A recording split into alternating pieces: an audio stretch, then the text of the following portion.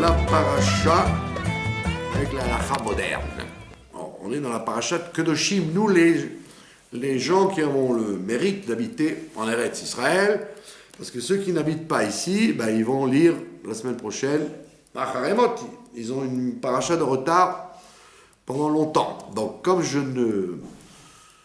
ne suis plus dans Acharemot, je suis déjà dans Kedoshim, donc les gens de Chutz Laaretz qui nous regardent seront obligés, ils auront une paracha d'avance. Alors, qu'est-ce qu'on nous dit dans Kedoshim? Il y a une des mitzvahs très très riches de cette paracha. C'est une paracha très riche en mitzvot.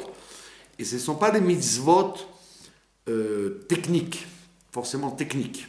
Où il y a beaucoup de lois, comme dans les téphilines, ou le lulav, ou la cacheroute. Ce sont des mitzvot où il y a un sujet de kedoshim, c'est-à-dire de se sanctifier. Donc c'est des mitzvot qui sont durs à réaliser parce qu'on est obligé de se sanctifier. Parce qu'on aurait pu dire, après tout, qu'est-ce qu'il y a de dur à respecter ses parents? On l'a vu, c'est pas vrai. C'est très très dur de respecter ses parents. Donc il y a une sanctification particulière pour respecter ces mitzvot. Et donc là, il y a une mitzvah très particulière qui nous dit Lota shok et reacha, tu ne dois pas faire traîner le salaire de ton ami, melotikzol, et donc tu ne dois pas voler. Et voilà la mitzvah Lotalin peulat sachir itecha ad boker. Tu ne dois pas retarder le salaire en le gardant auprès de toi, de ton employé, jusqu'au lendemain. Donc c'est une mitzvah qui parle d'un quelqu'un qui est employé, journalier, d'accord? Quelqu'un qui travaille du travail quotidien, tous les jours il travaille, et donc il a fait des tâches, donc un jour oui, un jour non, etc.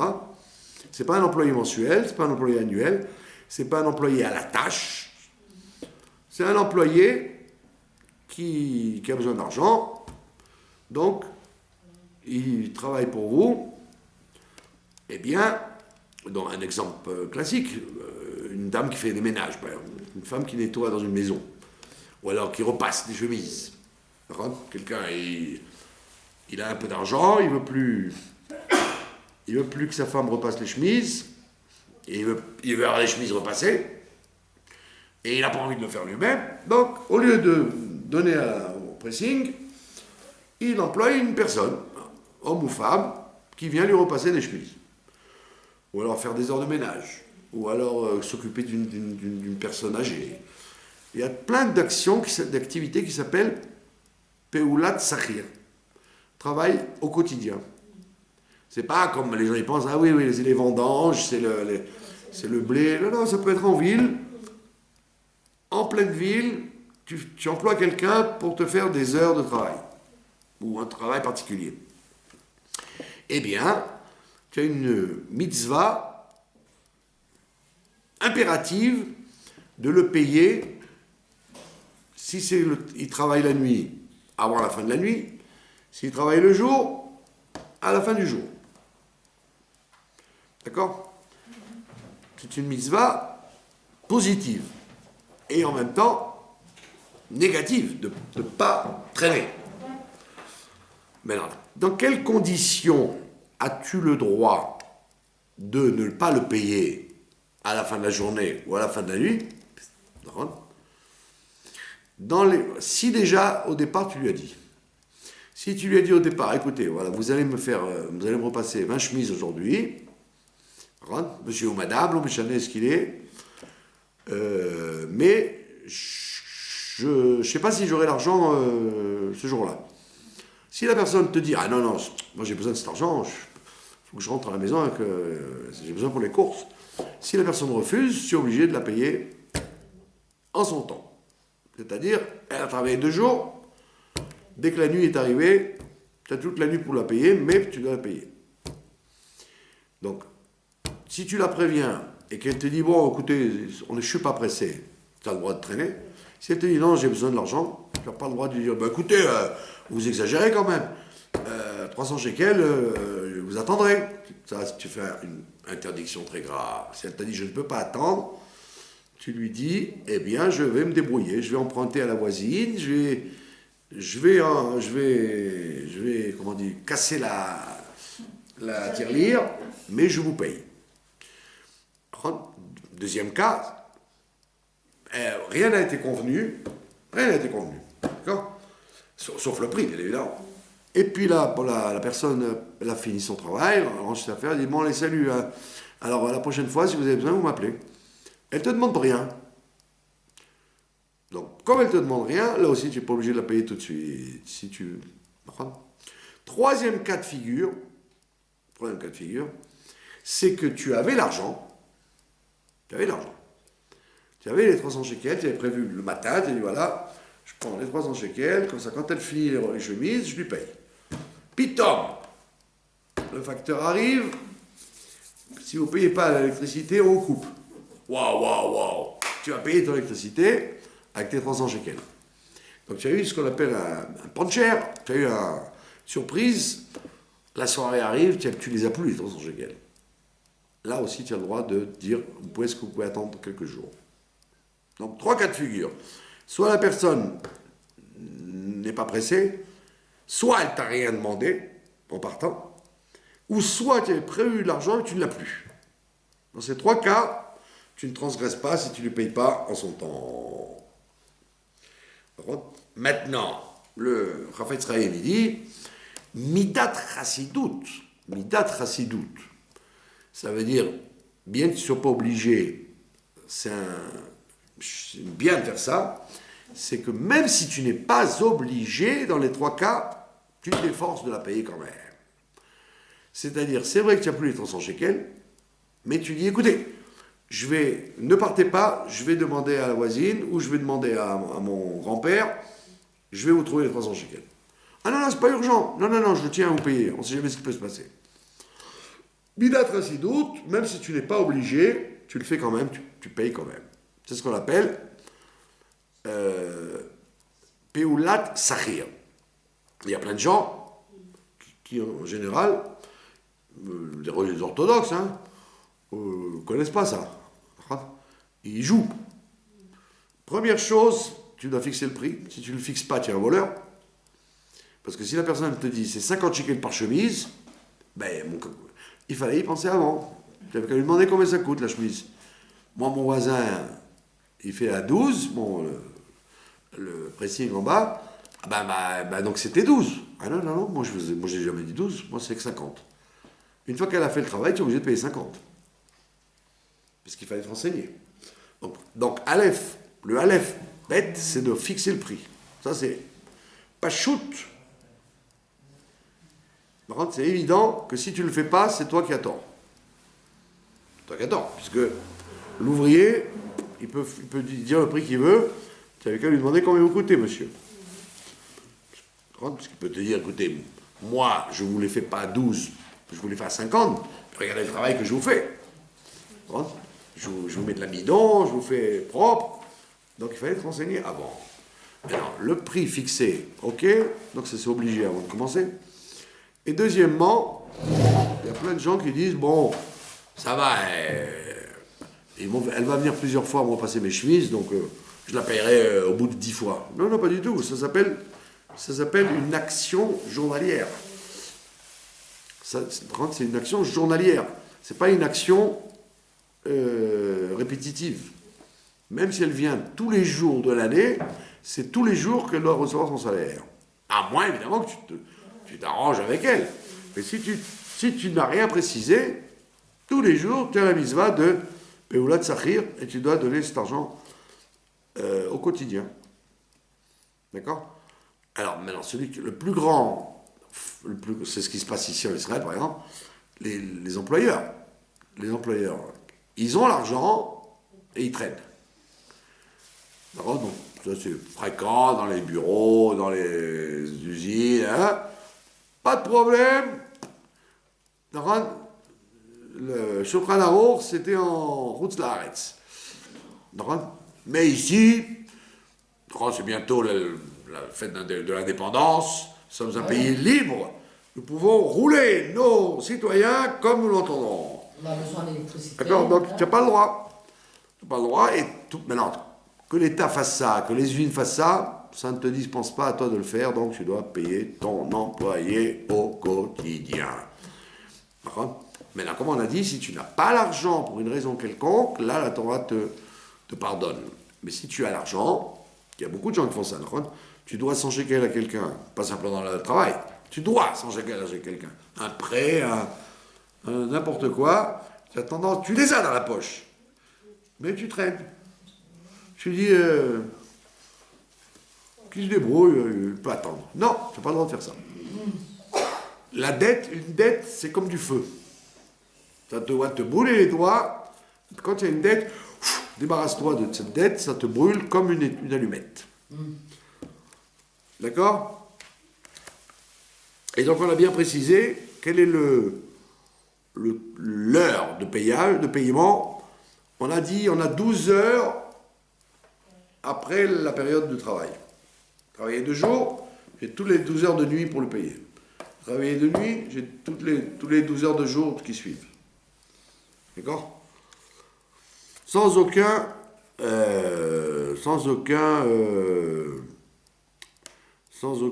permission. Maintenant, donnons un exemple.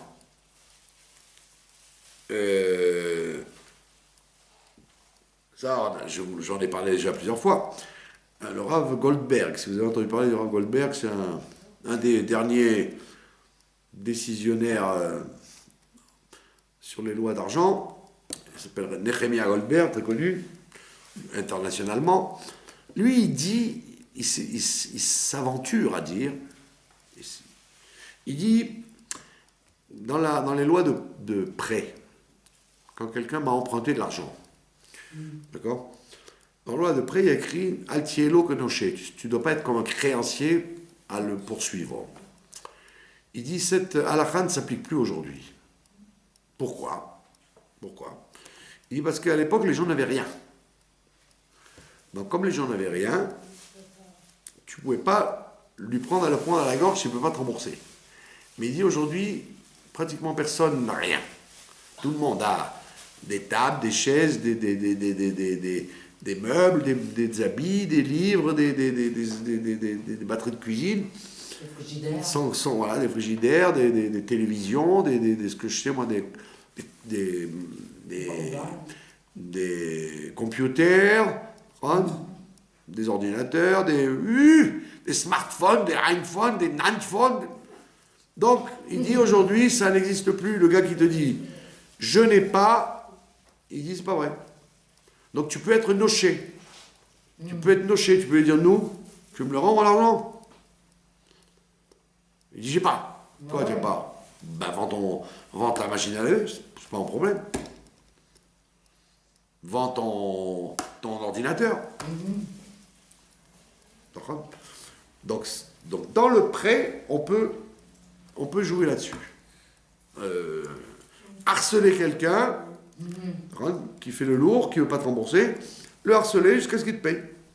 En disant, tu as l'argent. Ne me dis pas que tu n'as pas. Tu l'as pas, tu peux le trouver.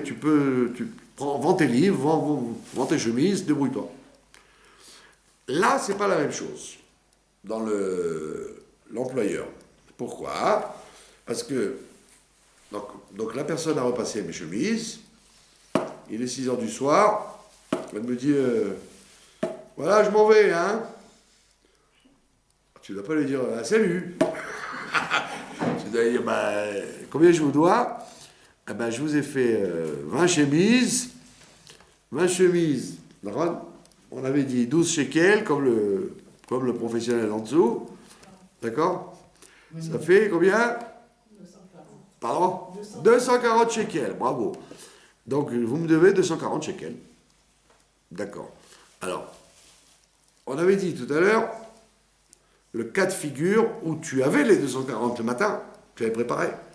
Et qu'entre-temps, tu as été obligé de payer à l'électricité, donc tu ne les as plus. Donc tu lui dis, écoutez, Madame Cohen, je suis désolé, je les ai pas les 240. Je les avais ce matin, je les ai plus. Alors, ou elle te dit ça fait rien une autre fois, mais tant mieux pour toi. Maintenant, si elle te dit comme le prêteur tout à l'heure, elle te dit, bah monsieur, pas de problème, donnez-moi, vous savez quoi, ce vase là, il m'a bien plu.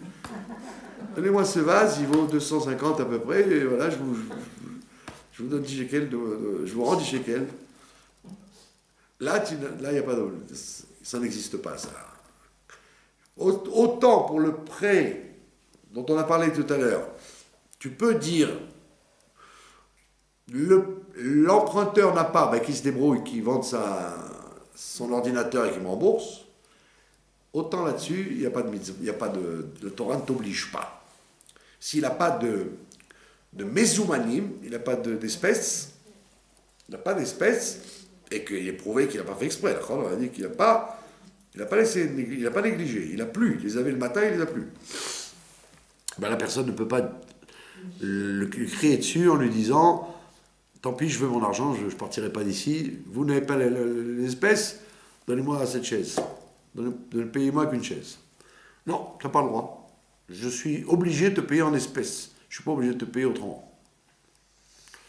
Donc c'est un cas de figure important que s'il est prouvé que vous n'avez pas l'argent et que ce n'est pas de votre faute, là le travailleur est obligé d'attendre. En aucun cas, il peut faire un scandale en vous disant donne-moi un objet qui vaut ce que j'ai travaillé. D'accord? Mais comme on a dit, Midat Chassidout, alors même si tu n'es pas obligé, Midat Chassidout, on a dit, tu dois te casser la tête pour payer ta dette. Voilà, comme on l'a dit plusieurs fois, dans la vie, il faut être un chaver. Un chaver, c'est quelqu'un qui ne laisse aucune dette devant lui. Il peut arriver n'importe quoi. La dame, elle les a repassées, les chemises. Toi, tu ne l'as pas payé. Donc, d'après Chavetz Chaim, tu dois aller taper à la porte de la voisine et dire tu peux me prêter 240 shekels, je te les rends plus tard. Vous avez compris? Voilà. Pas de questions? Là, on parle évidemment de quelqu'un qui a fait un travail. On ne parle pas d'un objet que vous avez acheté et que vous dites au marchand je te paye aujourd'hui. Ça non, c'est pas beau de faire ça, mais vous n'avez pas transgressé si vous n'avez pas payé aujourd'hui. Là on parle à quelqu'un qui vous a fait un travail. Un travail soit manuel, soit spirituel. On a un professeur de piano. Il a enseigné le piano, donc vous devez le payer. C'est pas obligé que ce soit un travail concret. Vous passer des chemises ou faire du ménage. Ça peut être un cours. Vous avez donné un cours d'anglais, un cours de piano, un cours de Gemara, un cours de... je sais pas. Ok? Voilà. Et donc, c'est une des mitzvot très importantes de la paracha de cette semaine, qui s'appelle Lo talin peulat sachir itra ad boker. Et voilà. Et donc, si les gens qui font ces choses-là, c'est là qu'on voit qu'ils sont kedoshim. La kedusha se vérifie à ce genre de détails, et non pas s'il a mangé des haricots à Pessah ou s'il n'en a pas mangé. Il peut manger des haricots tout Pessah, il n'ira pas en enfer, parce qu'il n'y a pas écrit dans la Torah de ne pas manger des haricots, c'est du khumra qu'on a rajouté, alors que là, c'est écrit dans le Kedoshim, et on le lit le Shabbat, et c'est écrit dans le Shulchan Aruch. Et donc, il faut faire très attention à ces mitzvot, après Pessah, justement, de dire tes khumrot de ne pas manger du...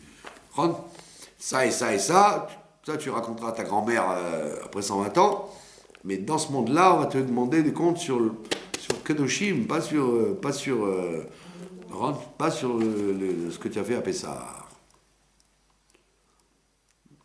Pas de questions? Pas de questions. Voilà. Donc maintenant, on va parler de la paracha elle-même. Si, moi j'en ai une. Allez-y. Si on donne un cours comme ça, et on n'a pas convenu du prix. Ah ben là, il faut... Ça, c'est la faute. C'est la faute du...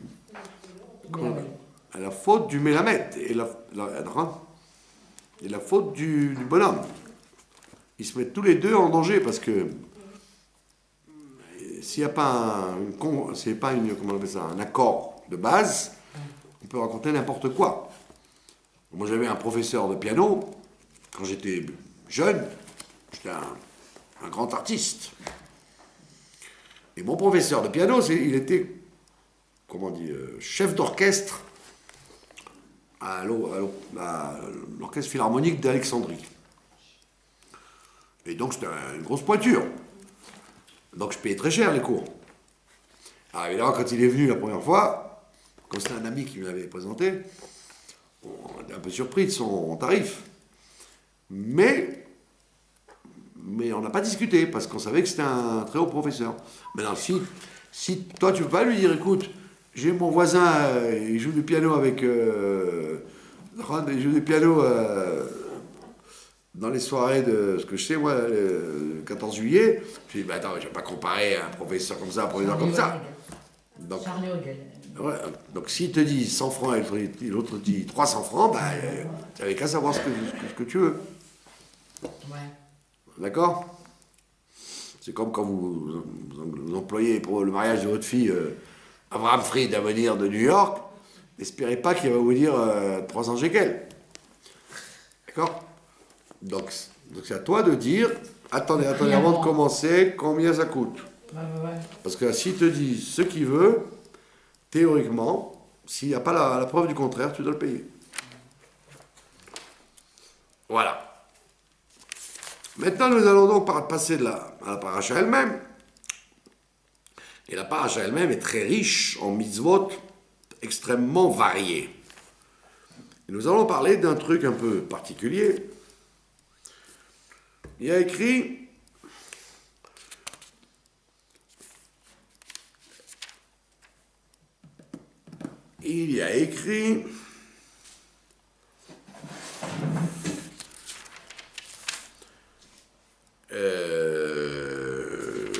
que je ne vous induise pas d'erreur, que je ne nous induise pas d'erreur.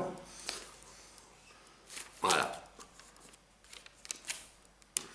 Il y a écrit Vechi Yagur Itra Ger Be'artsechem. D'accord? Ouais. Si un converti, on ne parle pas d'un goy qui habite en Israël, ce qu'on appelle un ger toshav, un goy à l'époque qui acceptait de vivre en Israël sans faire avodah zara. On parle d'un juif, d'un non-juif qui s'est converti au judaïsme. On parle de ça, on parle de ce guerre en question. Écrit Vechiagorit Ger Be'artsechem, s'il y a un guerre qui va vivre chez vous sur cette terre, Lo tonu oto. Lo tonu oto, ne lui faites pas de peine. Ah ouais. Ne lui faites pas de peine. De onaa. Et alors, pourquoi? Qu'Ezrach Mikem, il sera comme un citoyen comme vous. Yelachem. Agar itrem, le converti qui vit avec vous. Ve'aftalo kamocha, tu l'aimeras comme toi. Donc, comme on l'a vu plus tard, plus haut. Ve'aftale reacha kamocha. Donc, comme tu as une mitzvah d'aimer un juif, tu as une mitzvah d'aimer un guerre. Et là, on te dit pourquoi? Ki gerim eitem beretz Mitzrayim. Parce que vous avez été des étrangers en Égypte. Comme il dit Rashi, le défaut que tu as sur toi ne va pas le voir chez les autres. Donc tu ne viens pas lui dire, un converti, il fait une conférence sur ce que je sais moi, la sainteté la cacheroute. Il faut manger cachère, il faut manger pas n'importe quelle viande, pas n'importe quelle... Et puis quelqu'un dans la salle lui dit, vous êtes un converti, il y a quelques années vous mangiez n'importe quoi, qu'est-ce que vous venez me faire la morale à moi qui suis juif? Waouh! Tu l'as vexé, c'est très grave. Et donc, le défaut que tu avais toi-même d'être un étranger quand tu étais en Égypte, ne viens pas lui dire ça maintenant à lui. Et la Torah finit en disant Ani Hashem Elokechem. Je suis l'Éternel ton Dieu. D'accord? Donc, question intéressante.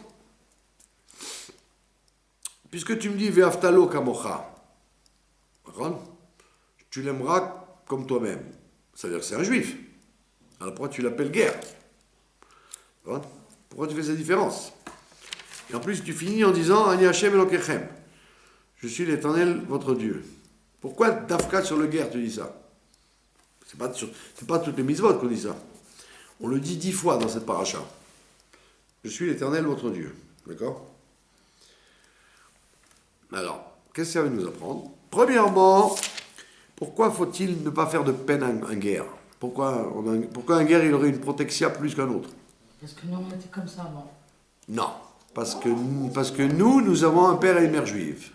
Quelqu'un qui a un père et une maman juive, et comme ça apparemment depuis toujours, donc il a une nature différente.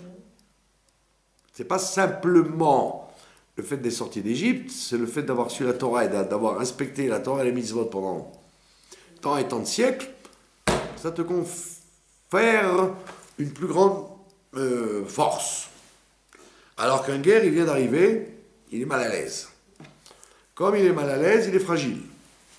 Et comme il est fragile, ne profite pas de la force que tu as, toi, d'être dans la maison depuis plus longtemps pour l'attaquer.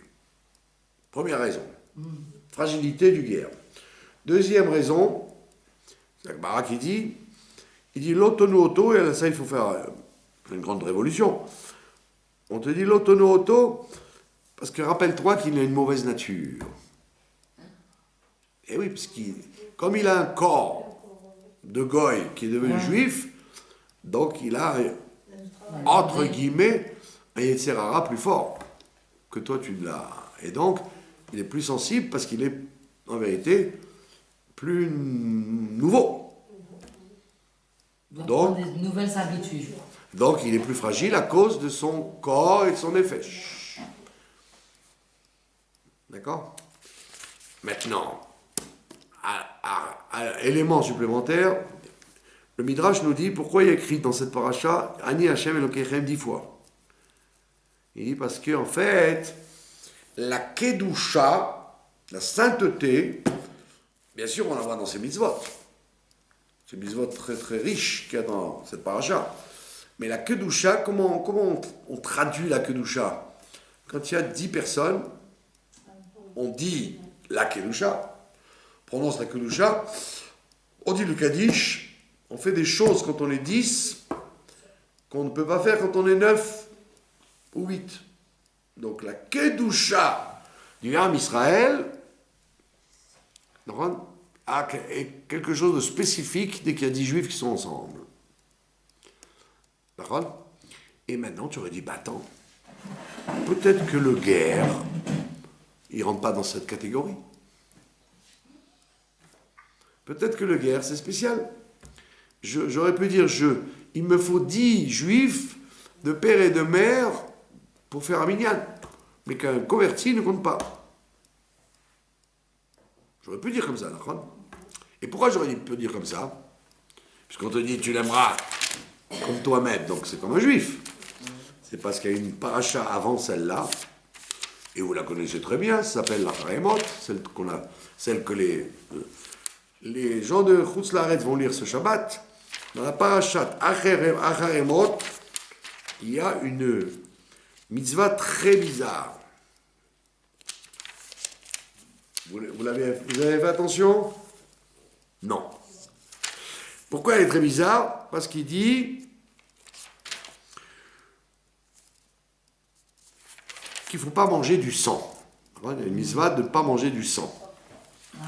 Ouais. C'est-à-dire que quand vous tuez une bête, même si vous avez fait la shrita, vous venez de faire la shrita comme il ne faut pas manger le sang qui coule de la shrita. Ce qu'on appelle en français du boudin. Ah ouais? Ouais, le boudin, d'accord? Alors, le boudin, c'est du sang coagulé que les Allemands, que les Français, que les Italiens, ils mangent. Ça, c'est ce sang-là qu'il ne faut pas manger. Maintenant, quand ce sang-là est sorti, le sang qui reste, vous pouvez l'évacuer par le salage de la viande, ou par le feu, etc. Et puis il reste toujours du sang. Un bon steak saignant, c'est permis. Hein. Oui. Maintenant, sans mettre de beurre, attention. Hein. Rien que saignant.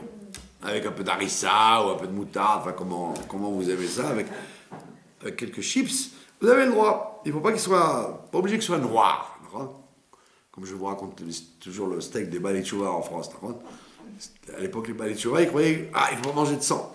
Donc quand leur mère, elle faisait un steak, quand ils avaient trouvé Bokoshi de la viande glatte, trois fois plus cher, alors leur maman, elle dit, papa, viens chérie, viens, je vais te faire un steak avec les chips. Alors il est tout content, puis Tom, il voit un steak saignant. Il dit, maman, c'est écrit dans Rémo, tu vas pas manger du sang. Il faut le faire plus griller. Et tant que c'est pas une semelle de cuir, il la mange pas. Parce qu'ils connaissent pas. Donc on parle pas de ça, on parle du sang qui sort quand on fait la shrita, celui-là c'est interdit. Alors qu'est-ce qu'elle dit la Torah? Elle dit, qui nefesh kol basar, damo benafsho, le nefesh de chacun, d'accord, et dans le sang, l'âme de la chose se trouve dans le sang. Donc ça veut dire que quand tu manges le sang, tu intègres comme si tu mangeais l'âme de la bête. Tu as le droit de manger le corps de la bête, mais pas l'âme. Parce que tu vas prendre ses caractéristiques. Tu vas devenir toi-même une bête. Moi je me rappelle, je me rappelle de ça à Paris, c'est très fort quand vous alliez au Halles. Vous voyez les livreurs de viande.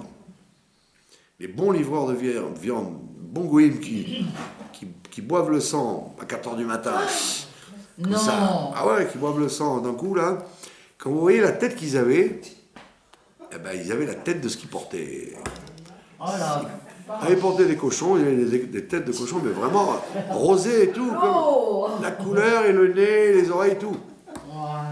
Ah ouais, c'était frappant. Je disais, mais c'est ahurissant, on dirait Walt Disney, quoi. Et le nez aussi. Tout le nez. Le nez comme ça, les oreilles, la tête de cochon, et la tête de... Les gens vont dire, tu exagères, nanana.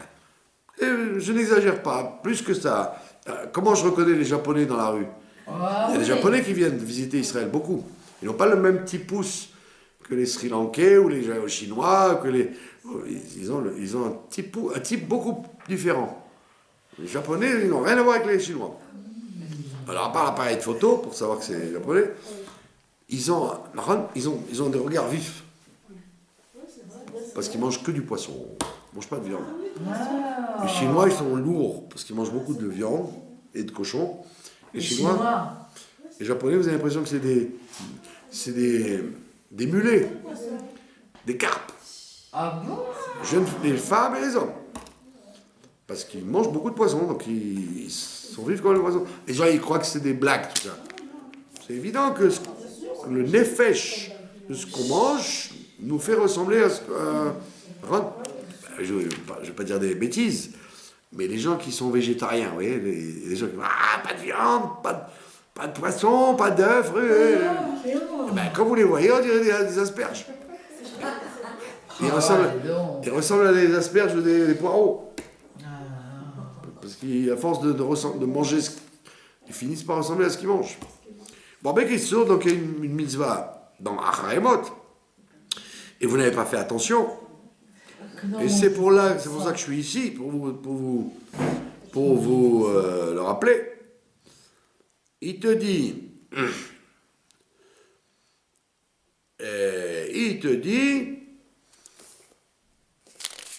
que je ne dise pas de bêtises. Ah oui, le sang. Ouais. Ish, mi bnei Israël. Et quelqu'un parmi les bnei Israël, ou minager, ou parmi les convertis qui sont parmi vous, il vous dit, il ne faut pas qu'ils mangent du sang. Alors, le Orach Chaim Akadosh, il dit, Mapitom, pourquoi tu me mets le guerre dans l'affaire maintenant? On sait très bien qu'un guerre, il fait les mitzvot comme tout le monde. D'accord?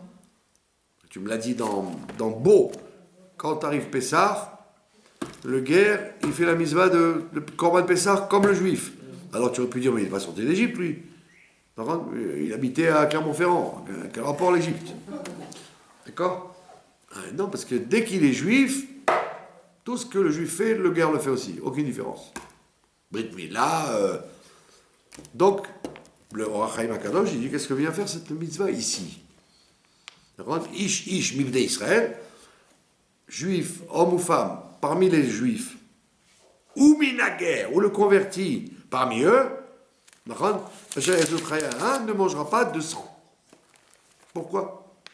Pourquoi tu différencies le guerre du juif pour le sang? Il dit parce que justement, comme le nefesh du guerre, il est tout frais, il est encore apparenté au monde des goïms d'où il vient. Donc tu aurais pu dire, bah tu sais quoi, un juif, il a un nefesh très raffiné, puisque ça fait des siècles que son père et sa mère sont juifs, donc lui, il n'a pas le droit de manger du sang. Mais le guerre, c'est pas grave pour l'instant. Le guerre, c'est pas grave, il a encore un corps et une âme proche du monde goy.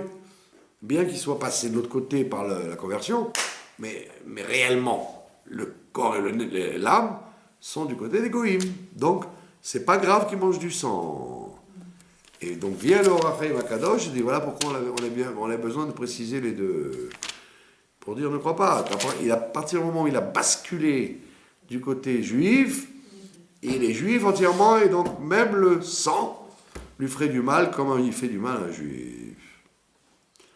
Et donc c'est pour ça, revenons à notre paracha à nous. Il y a écrit Ani Hashem Elokechem, ça veut dire, pour être 10 dans une commune, dans un minyan, c'est les 10 juifs qui mettent la kedusha du minyan. Tu aurais pu dire, ah non, sauf le guerre, il faut 9 juifs. Et si un guerre, c'est pas bon. Eh ben non, tu dis, le guerre aussi, comme on l'a vu pour le sang, à partir du moment où il devient guerre, il devient juif à tous les niveaux, d'accord? Donc, s'il rentre dans un minyan, il est juif à tous les niveaux.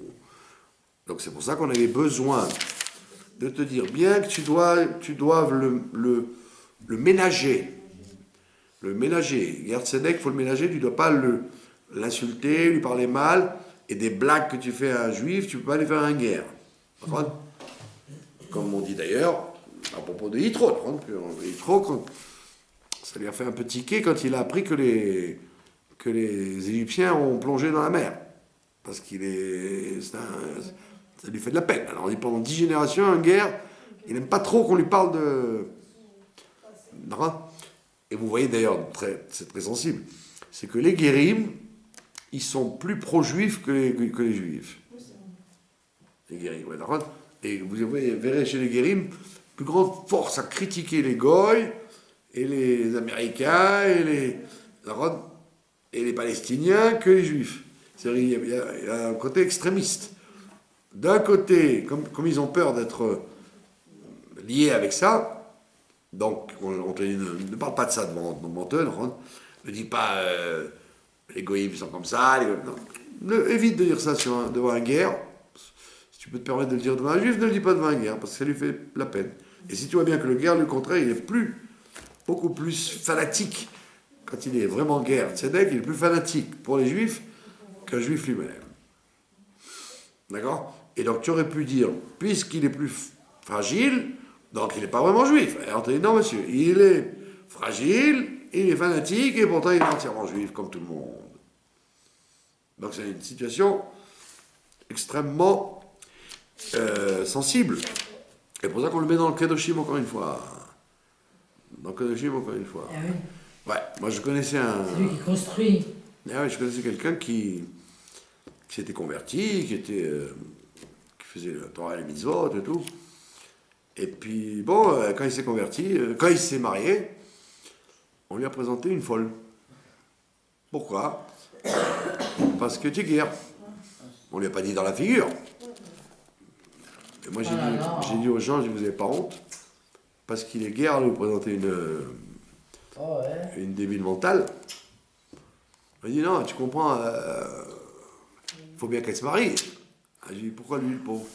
Oh là là. Ouais, donc ça c'est un très, très grave interdit de faire ça. Comprends? C'est vrai que les gens ils ont peur, ils se disent on sait jamais comment il va tourner, nanana, nanana. Ça c'est pas une raison pour se moquer du guerre. Donc celui qui fait ça, il transgresse Kedoshim Tiyu. Et pourquoi on appelle ça Kedoshim Tiyu?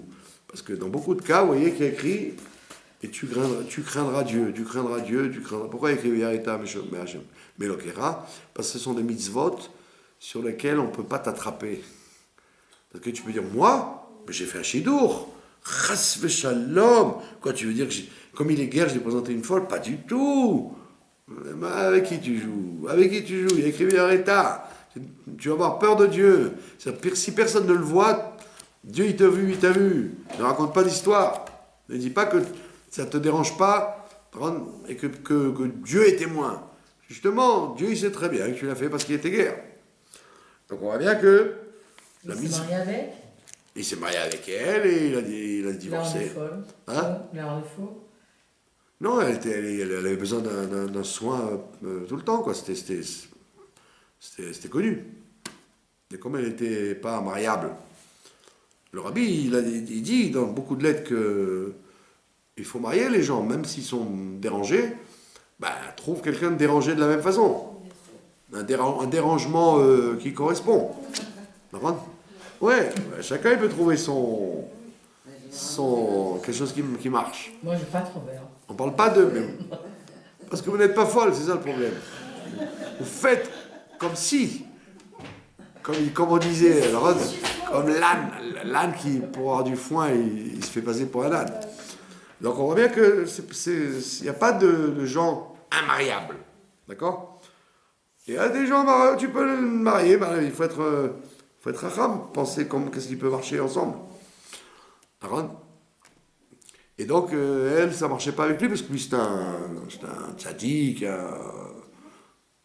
il savait étudier la Torah, il est bel homme, enfin tout, quoi. Alors vous dites, c'est pas gentil, quoi. Et donc, non seulement c'est pas gentil, mais on te dit que Dieu, il voit ça, et c'est pas beau, et tu n'es pas kadosh. Quand tu fais ça, tu n'es pas kadosh, même si tu as le titre de Rav, et que tu manges pas de haricots à Pessah. Tu ferais mieux de manger des haricots, et de pas tromper les guérim. Voilà, vous avez compris? Donc de là, rappelez-vous donc dans cette paracha, il y a dans chaque mitzvah, même si elle a l'air comme toutes les mitzvot, non, elle a quelque chose de spécial, c'est que si c'est la tzedaka, c'est très dur à faire. Si c'est une mitzvah morale, il y a toujours le côté que personne ne voit, donc je peux rouler les gens. Là, c'est très important. Si c'est une mitzvah simple, comme le respect des parents, rassure-toi, c'est très dur. D'accord? Toute mitzvah que vous direz ce Shabbat-là dans Kedoshim, vous allez essayer de vous casser la tête pour voir en quoi il y a un sujet qu'on est différent dans ces mitzvot des autres mitzvot. Et pourtant, vous ne voyez pas de mitzvot classiques que les gens aiment faire, là, kashrut, les mitzvot classiques que les orthodoxes appellent les mitzvot, shmira des mitzvot, elles ne sont pas là-dedans. Là, c'est des mitzvot classiques. Enfin, comment dire, surprenantes. Que je dois donner à tzedaka, laisser le coin aux pauvres. Qu'est-ce qu'il y a de dur? C'est très dur. Parce que tu peux rouler le bon Dieu et le pauvre là-dedans. Plein de choses tu vois là-dedans. D'accord? Oui, c'est très... oui. Très fin, hein. Voilà, et c'est pour ça que cette paracha, on la lit après Pessah. Parce qu'une fois que tu es sorti du Hametz, tu reprends le Hametz. Donc tu t'es fait une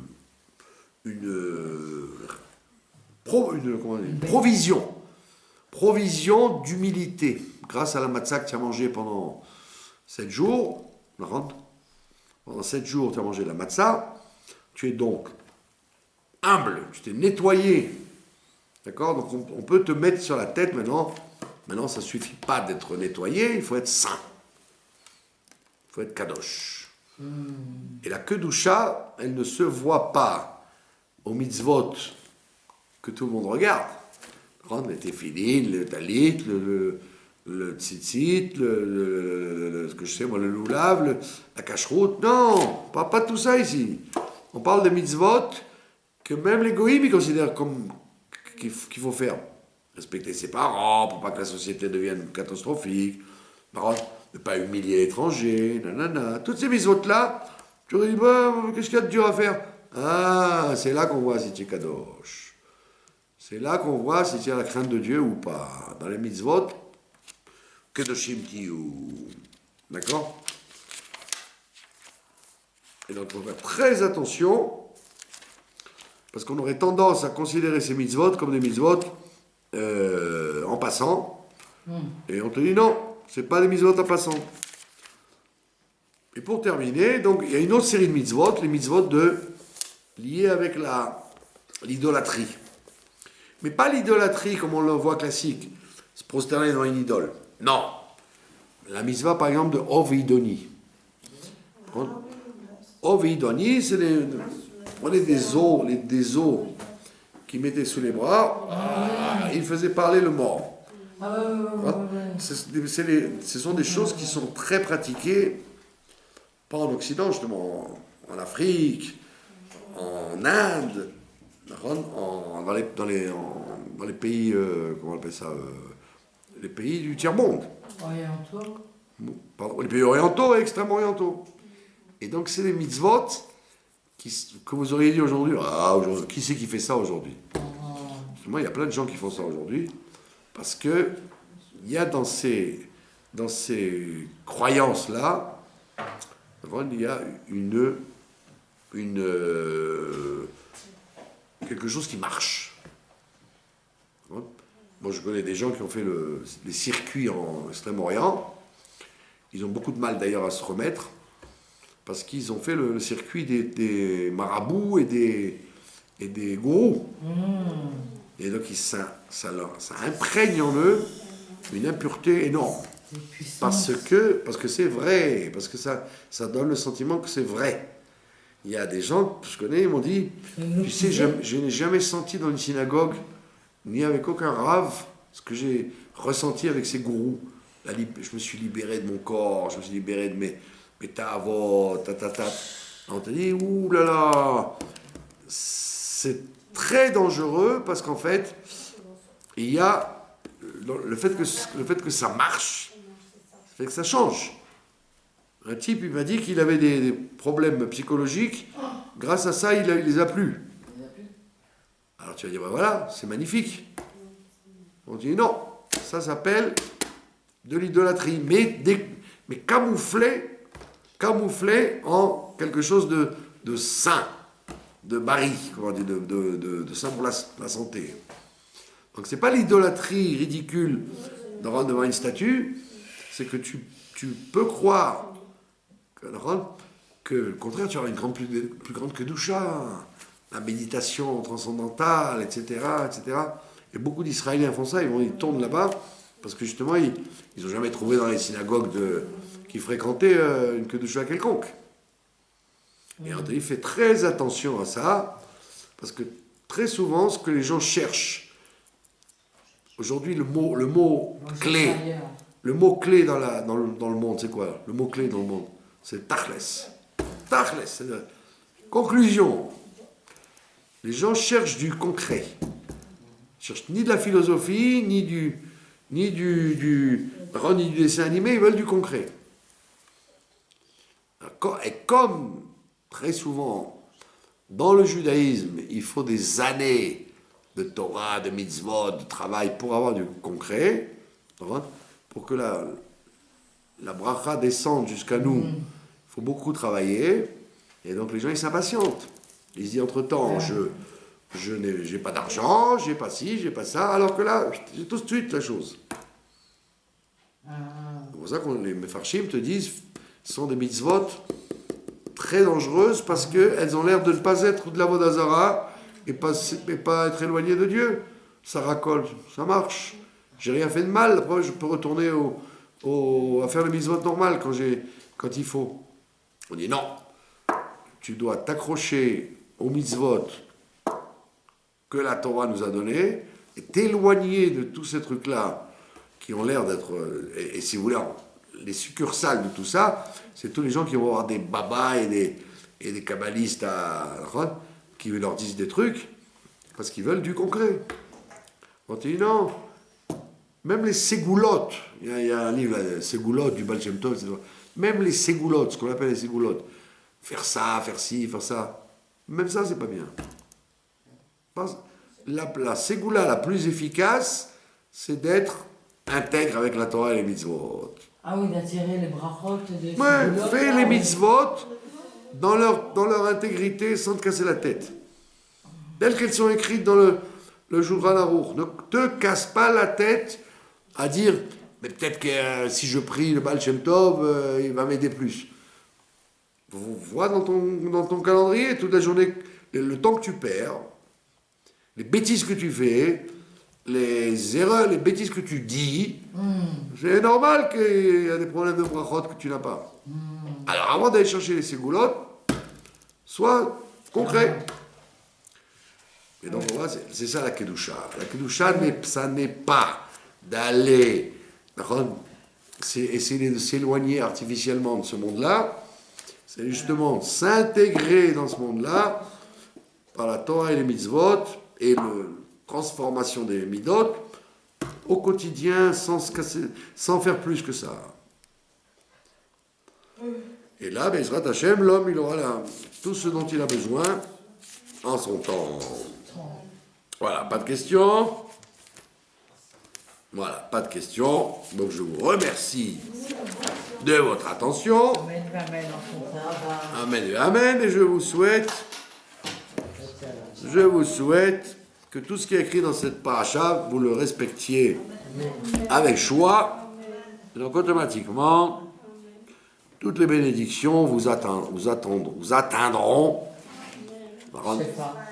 avec abondance et de façon concrète. Bezrat Hashem. Voilà, Kol Tov Lachem, merci beaucoup de votre attention.